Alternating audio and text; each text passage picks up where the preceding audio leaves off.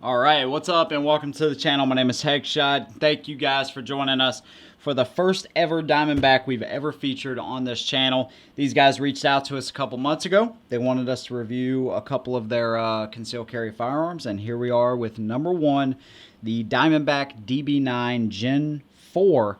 And some interesting things about Diamondback Firearms here really quick. They started in 2009 as Diamondback Firearms. That entity started in 2009, and they have 5 separate companies with over 200 employees, which is pretty crazy. Diamondback Firearms, Diamondback Barrels, they have Diamondback Marine, Diamondback CNC, and also Diamondback Airboats. All right, so Diamondback has actually been around since 1989, where it started with 3 employees, which is pretty crazy. Now they're over 200, and these guys are making everything from firearms to airboats, which is pretty cool. All right, made right here in the USA.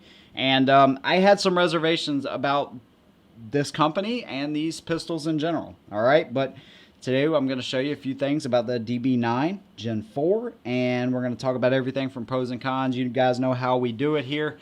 All right, and one patron in particular I want to call out this week is Ernesto. He is a pretty new patron, but a power patron at that, man. We appreciate your support, Ernesto. And if you're a power patron or up, make sure you look for your name at the end of this video in our special outro for you guys. If you'd like to support us, that is the best way to do it. All right, let's go ahead and get started with the Diamondback DB9 Gen 4. All right, what you're going to get out of the box is not a holster. Put that to the side. You're going to get the gun, 1 6-round magazine. You're going to get an extra base plate as well. All right, and what they have, this is different. It's a lock system like pretty much all guns come with, or all guns, can't say pretty much all of them. So this lock system, basically this sits on one side of the trigger, this sits on the other side. You put the pin through, and then it comes with a little lock. All right. So you guys know what that is for. And then it's going to come with an extra base plate if I don't drop it. All right, that's going to flatten that base plate out, but we'll talk a little bit more about that here in a little bit. Little carrying case, and then sticker, NRA stuff, and a booklet. This booklet is a little bit dated. I will say that. They do have the AM2 on there, but when you go to the Diamondback section, not that it's a big deal, just point it out. It's one of their older Diamondback versions. You can kind of tell from the grip there. All right, but with color photos and everything, and like I said, these guys are made right here in the USA. I love their logo. It actually looks really good. So, cardboard box, nothing special there. Let's get this out of the way and talk about the star of the show, the Diamondback DB9. So let's go over the specs here really quick. So, height with the flush magazine, all right, 4 inches with the extended mag. What you see here, it's not really an extended mag, it's an extended base plate, is 4.5 inches.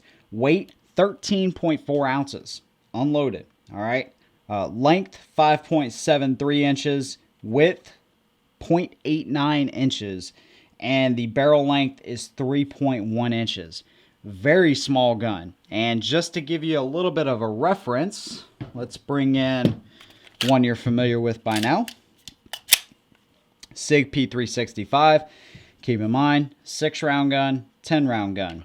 But just to show you how small this gun is, check that out. All the way around, this gun is tiny.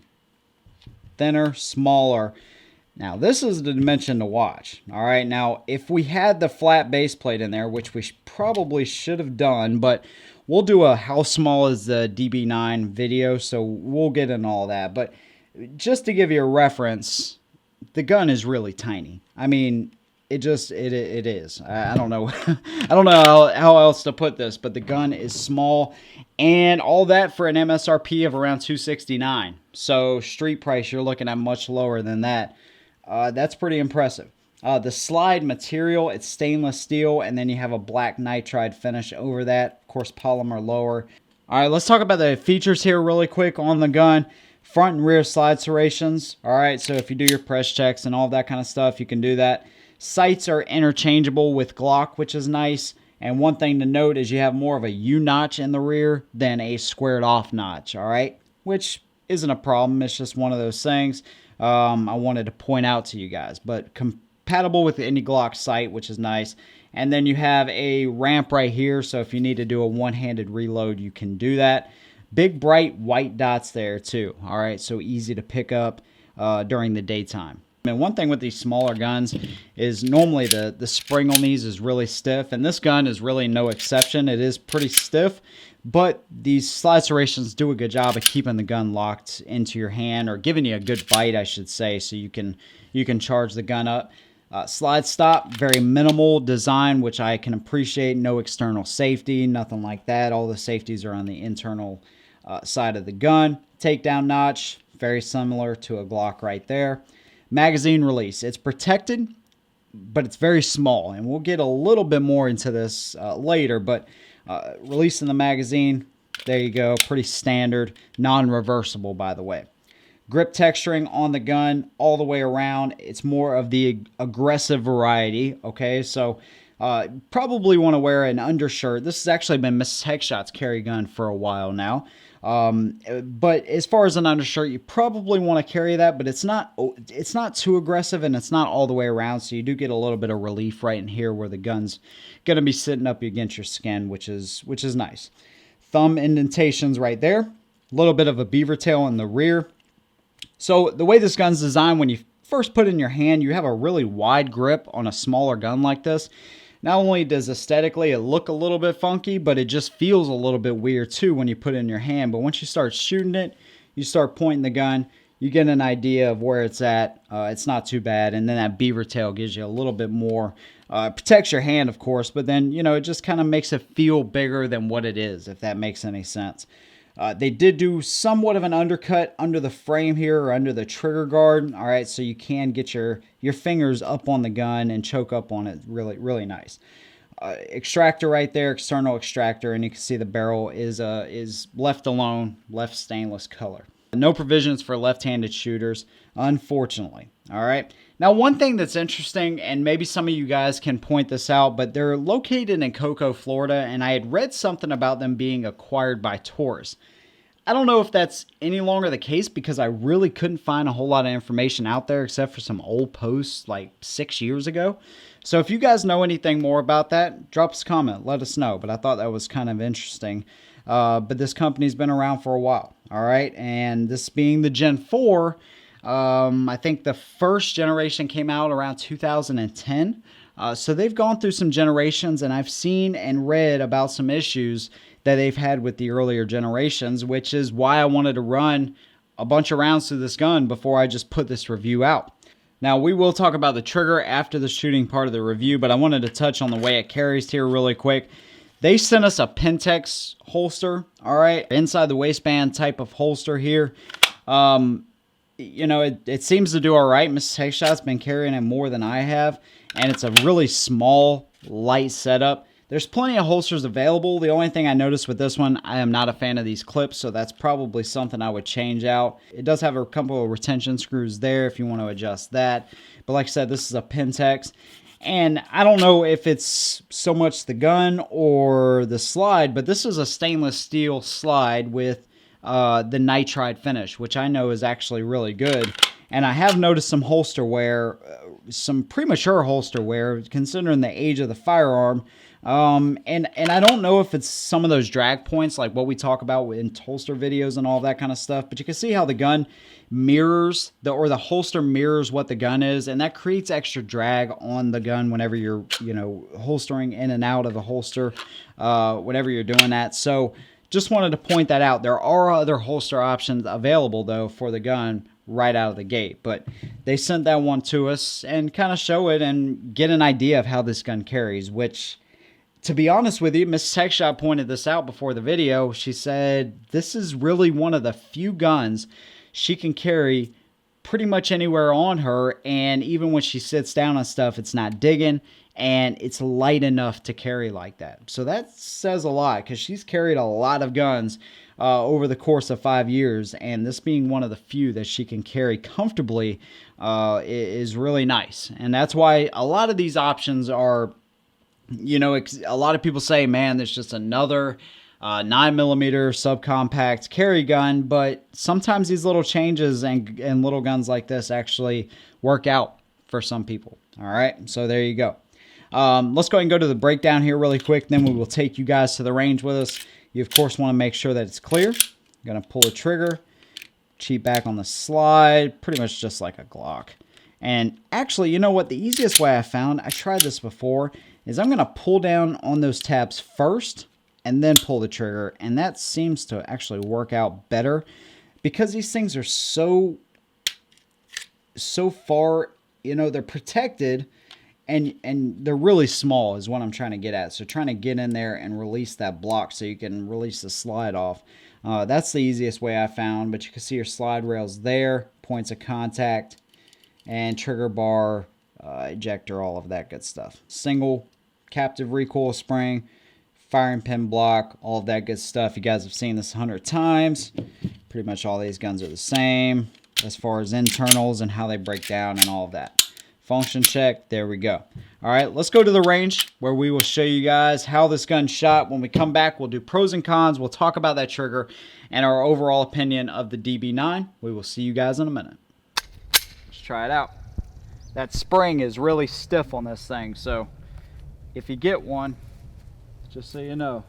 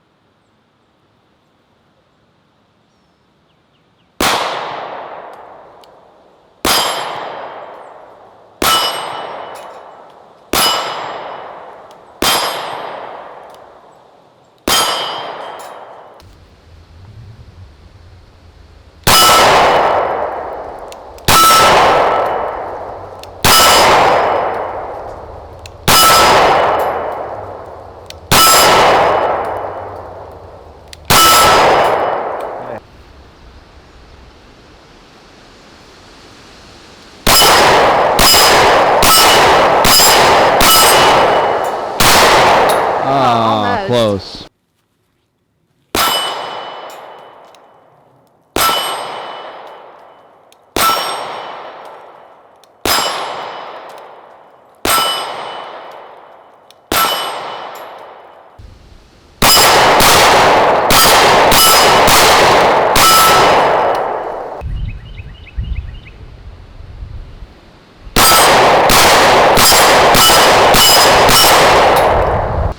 All right, we want to try some hollow points from the Diamondback DB9 Gen 4.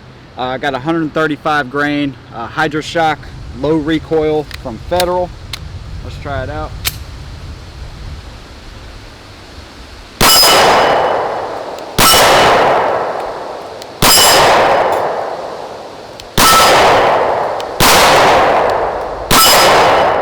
All right, I had one flyer there and I missed one. You could tell a little bit more recoil back in your hand.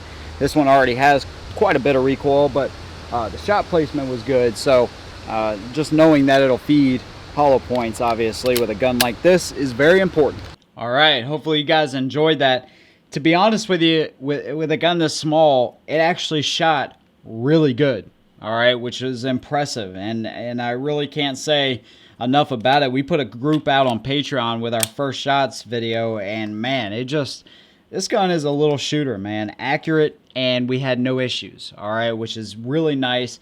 Glad to report that to you guys because that was one of my biggest concerns. I had some reservations, and you know, when you hear things about a company, whether it's a firearm company or any company out there, when you hear things about that company, it gives you this preconceived notion, which is why I don't like watching YouTube videos of guns before I review them, because I never want to get somebody else's opinion. Although it may be good information, sometimes it screwed me. Sometimes I was like, man, I just wish I looked it up. But I never want to get that, you know, preconceived notion. I just wanted to be my thoughts to your ears, and there you go. with this gun, I had some reservations. I'm not going to lie. I mean, heck, it just is what it is. But the gun ran great. All right. And if there's any changes in the future, I will, of course, let you guys know. But the gun's done really well. And we also ran some hollow points, those low recoil federal rounds I showed you guys. So the gun did great, shoots great. And for such a small gun, that really means a lot. All right. Let's drop the mag, make sure we're clear. Let's show you the trigger and the weight. Pull it here really quick. 7 pounds, 7 ounces. And I can tell you, it kind of feels like that. But when you're shooting, 7 pounds, 7 ounces. There you go. That's really consistent. This trigger is easy to pull. You can see it has almost that HK style curve. Not as exaggerated as that, but it kind of has that look and feel to it. When you pull it, the trigger stacks a little bit there. It gets heavy. And then you pull it, and then the reset right there. Oh, right there. And you're ready to pull again one more time. Right there. And you're ready to pull again. But it's got such a short travel that 7 pounds, as you've seen on camera just now, doesn't really make that big of a difference. And this is kind of funny. This is like the second gun we've done back-to-back, being the Walther CCP M2 and this gun, where if you go into a gun shop and you're expecting this amazing trigger and you pull this thing, you're going to be like, man, this thing's a piece of junk. I'm moving on to something else. Maybe not. Maybe you should try to rent one of these and put one of these in your hands, because the gun did really good, I think. So there you go. And at a good price as well. So that's shooting. Obviously, uses is concealed carry. All right, and what we're about to get into right now is, although the gun shot good, it didn't feel good to shoot it. All right, this gun, it hurts to shoot, and you pretty much feel it from round one going forward. Okay, so it's not going to be a gun where you go to the range and you tell all your buddies you have this awesome new carry gun. You're going to say, hey, I need to run some rounds to my carry gun and let's move on to something else, because it is not a fun gun to shoot. But it does its purpose, and concealed carry is what this gun is for, in my opinion, only. All right? Home defense, if you only have this gun, well then yeah. All right? But just keep in mind, no provisions for a light or a laser, especially a light, which is more important, I think, than a laser. So just keep that in mind. You can, of course, change out to night sights if you want to do something like that. And there may be some trigger guard options for light or laser combos or whatever. I didn't really look at them like that, but there could be some out there. All right. But if this is your only option for home defense, then yeah, I wouldn't say it's be my number one choice though. Okay. So there you go. Concealed carry. What about pros and cons? All right. First of all, the size and weight, and I would even say capacity, even though there's the P365. This gun still in this kind of application, and it's funny because Miss Techshot was I was asking her about the P365 compared to this gun, because they're not that much different, but the little bit of difference in size and thickness, all right, actually makes a big difference for her. Okay, she's carrying in a holster that is not holster, so she's kind of getting used to this, and she said it carried great. So, and compared to the P365, she would actually prefer this and actually take a few less rounds. All right. If that means anything to you, there you go. So size, weight, and capacity on this gun is actually really good. All right. Grip texturing, I like it. I like it. It feels good. And it's kind of, you know, even though it's got that rougher texture on it, it is kind of knurled down a little bit where it's not so aggressive, kind of like the P365 or the M2.0 Smith & Wesson. So it is aggressive, but not as aggressive as those guns. Really like the logo. I like what they do. It just looks good. It's American, and I love it. The sights and the trigger, I think, are both really good, and I think that shows in the shooting how impressive this little gun can be. We talked about concealed carry and how it does there, and the fact that it doesn't really print on Miss Techshot a whole lot. Compatible with Glock sights, made in the USA. This gun, for $200, you know, give or take, this gun actually has a lot to offer, and I appreciate what it is. And for the price that it is, I think this is actually a really good gun. Now, there are some cons. And one of those, like I said, is it hurts to shoot, man, and you feel it in your hand. And we were just shooting 115 grain range ammo most of the time, and it hurt. And also, the mag release sucks. I do not like this. Whenever you try to drop it, it is, like I said, protected, but you try to drop it. Check that out. I'm holding it at an angle, of course, because you're going to be doing that anyways at the range. But look, my palm's off of it. I'm going to pop that back in, straight down. And it has this delay in it. Like, you really got to push that thing in, but it's really hard to push that thing in. You know what I'm saying? Because of that protected, I really wish they would kind of do something with that and make these mags pop out a little bit easier. And the fact that it only comes with one mag. I can't stand it with guns. They only come with one magazine, and I get it. You keep the cost down and all of that. But I'd rather pay a little bit more and get an extra mag straight from the company. But that's just me, okay?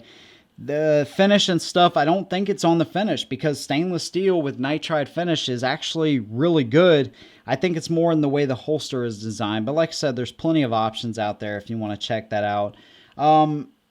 Other than that, I think as long as the reliability holds up, and we'll see with more and more reviewers as they get these guns in their hands, or the reviews that are already out there. From what I know, at least in our experience, this gun has been reliable, and we're at, I don't know, 300 rounds or so through the gun. I mean, we did our part to try to put out as many rounds as we could, but maybe we'll do a 1,000 round update and just make sure that this gun is holding up the way it should be. But from what I see right here, right now, this gun has been nothing short of awesome and at a good price. So that's all I can tell you right now. Again, if anything changes, I will be sure to let you guys know in the future. DB9, man, first Diamondback on the channel. I'm actually very much impressed with this gun. All right, and if you actually have a Diamondback, leave us some comments down below how you like yours. Thank you guys for watching. We'll see you in the next one. And remember, if you're a power patron, your special outro is coming right after this. Thank you guys. We'll see you in the next one. And as always, hold them down.